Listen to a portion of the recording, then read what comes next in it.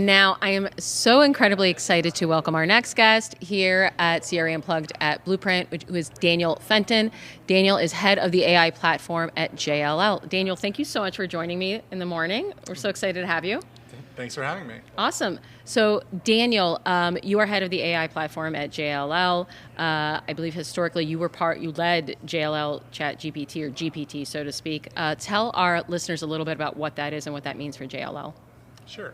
So about a year ago, we launched JLL GPT, which is our in-house generative AI application that's available to all employees worldwide and helps them do their work faster, more creatively, to learn new skills.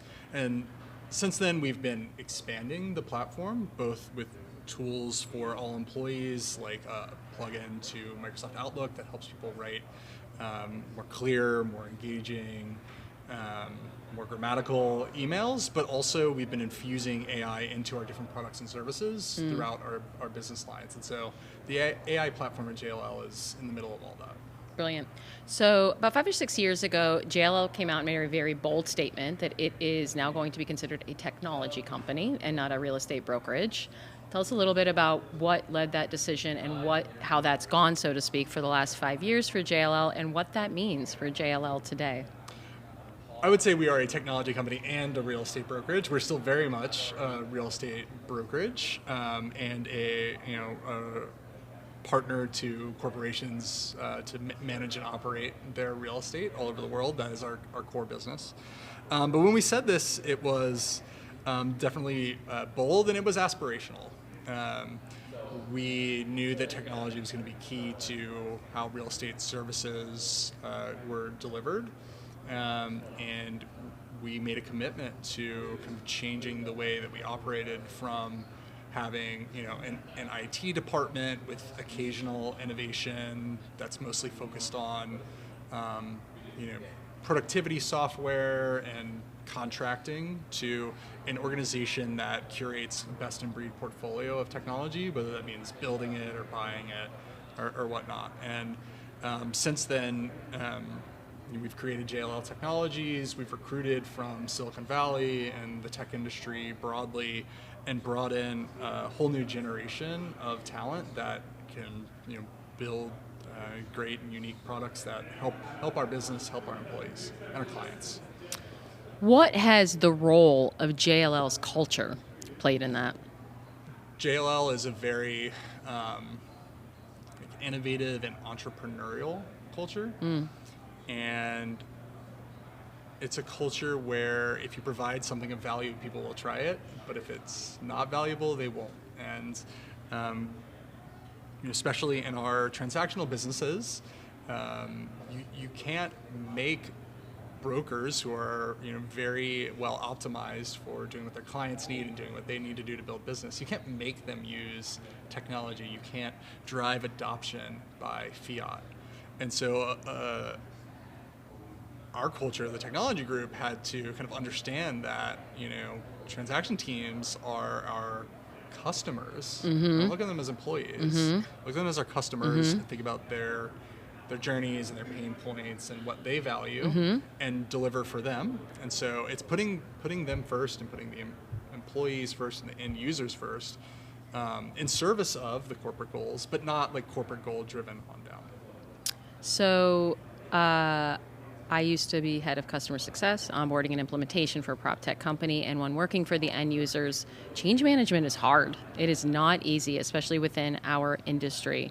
What tips, what strategies do you guys employ at JLL? Because you guys, it's not easy, but you guys seem to have it figured out. So what tips do you guys employ to drive that within your organization?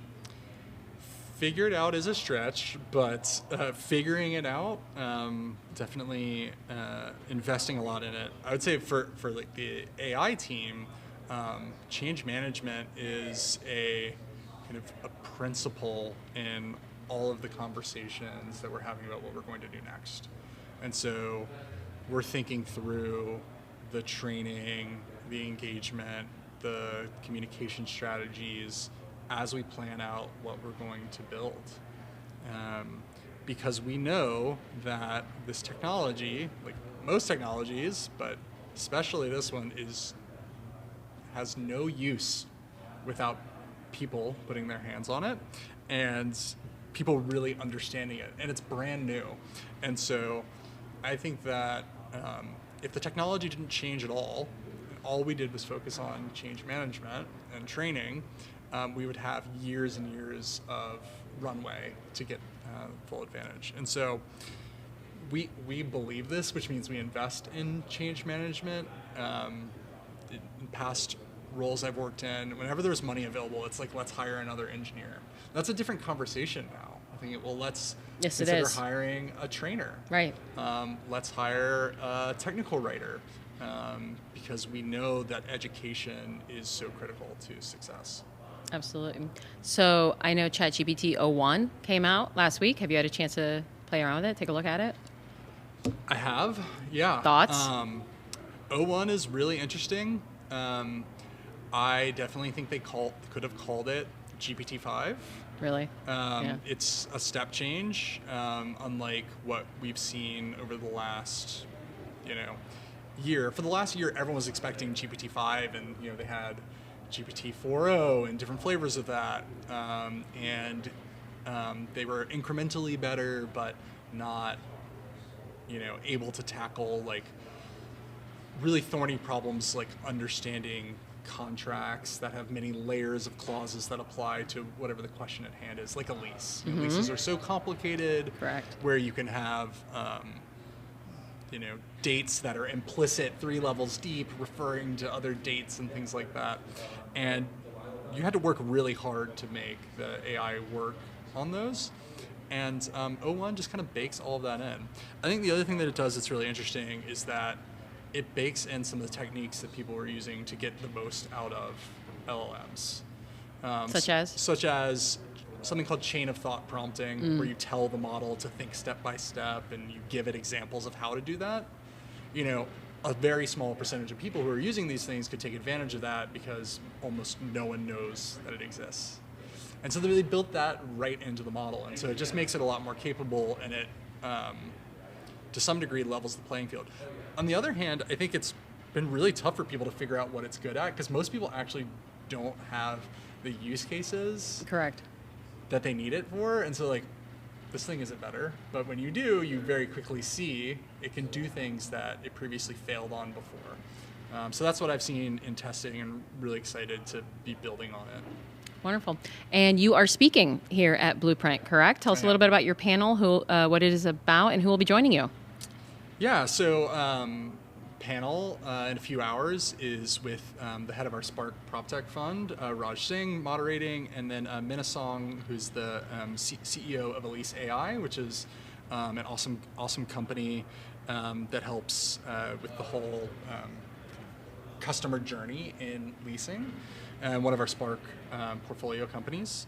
And we're going to be talking about how the commercial real estate industry can take advantage of AI in very practical, real here today ways, not kind of gazing out multiple years in the future. Personally, I'm looking forward to this panel. It's something that I speak about as well, so I'm very much looking forward to it. And tell the listeners, what are you most excited about here at Blueprint? I'm excited to see how far the industry has come in the last year of adopting technology and AI. I think a year ago it was entirely buzzwords and people saying it's going to be so good for this.